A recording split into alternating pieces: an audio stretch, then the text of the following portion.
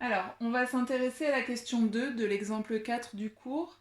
Donc, il s'agit d'établir le tableau de signes de l'expression qui est un produit 8 moins 2x facteur de x plus 2.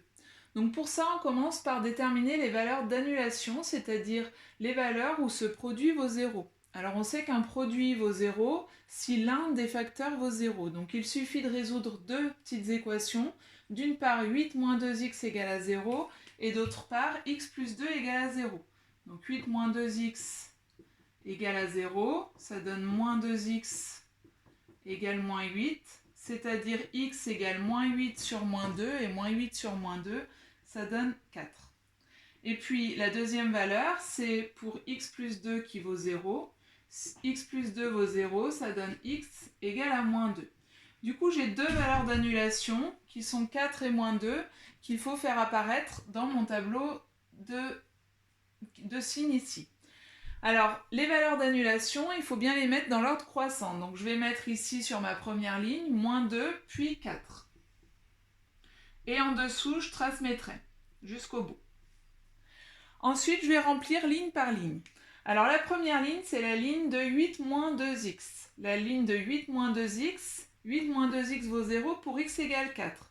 Donc, sur cette ligne, je vais mettre 0 pour x égale à 4.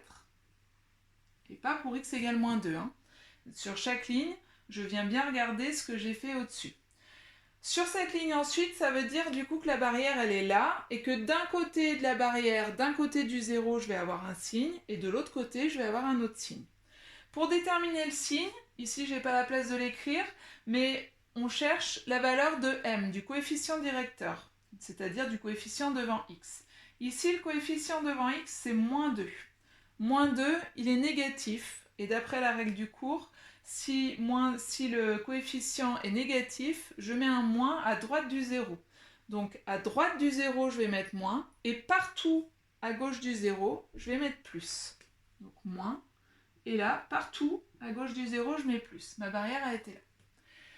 La deuxième ligne, x plus 2, il vaut 0 pour x qui vaut moins 2. Donc je vais mettre un 0 en dessous de mon moins 2.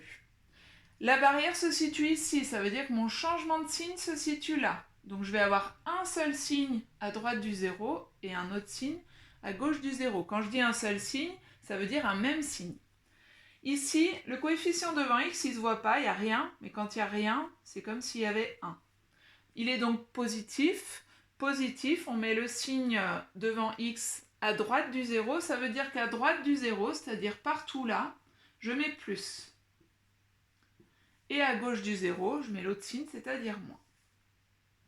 Une fois que j'ai fait ces deux lignes, j'ai fait le plus difficile. Il me reste à remplir la ligne du produit. La ligne du produit, elle se remplit uniquement à l'aide de la règle des signes d'un produit. Plus par moins, ça fait moins. Plus par plus, plus. Et moins par plus, moins.